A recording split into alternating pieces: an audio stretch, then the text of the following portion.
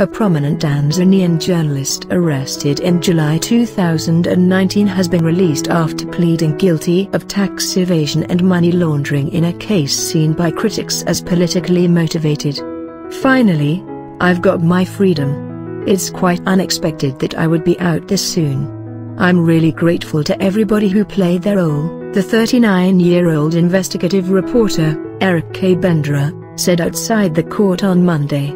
In the charge sheet, prosecutors said Kabendera had registered 2 companies with his wife who was not arrested or charged. The companies were used as vehicles of money laundering without proper returns being filed.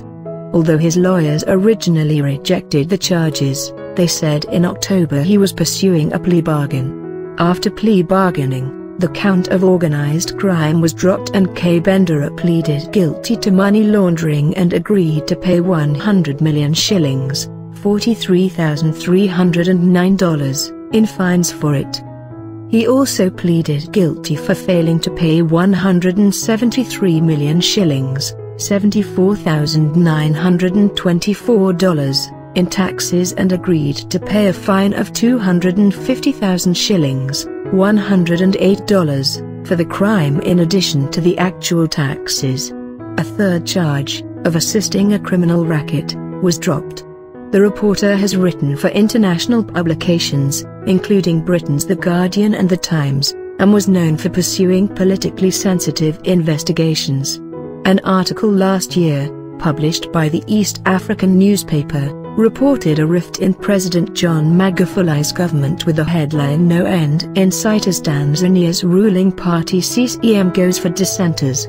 After his arrest, the United States and the United Kingdom called the affair irregular and in violation of Tanzania's criminal procedures law.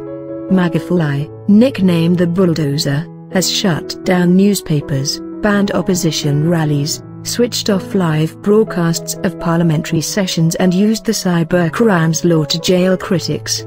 Rights groups saw Kabendera's case as part of a pattern of tighter control on the media since the 2015 election of Magufuli. The UK-based rights group, Amnesty International, said Kabendera's plea came from desperation, possibly linked to poor health. While it is welcome news that Kabendera is out of prison, it is outrageous that he had to pay such a hefty fine to gain his freedom after having been unjustly jailed for exercising his right to freedom of expression.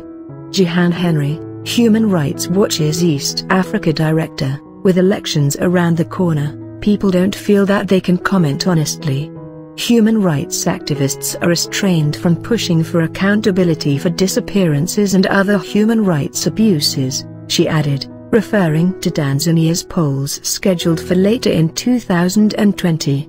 Held at the Segera maximum security prison on the outskirts of the capital Dar es Salaam, the journalist had appeared in court more than 10 times, sometimes appearing frail.